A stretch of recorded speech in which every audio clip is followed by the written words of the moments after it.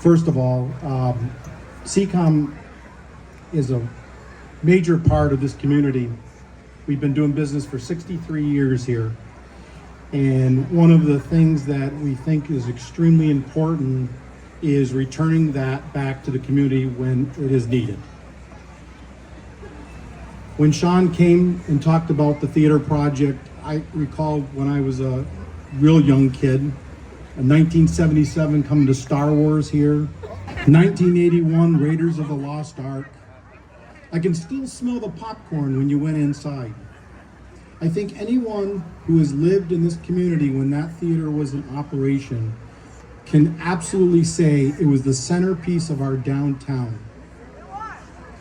Now, going forward, until today, there has been nothing lit up on that building. And I gotta tell you that we are so proud to be a part of such an important project in partnership with Allison and Sean and their entire volunteer base and this community to make this happen. Thank you. We need everybody to count with us. We're gonna start at 10.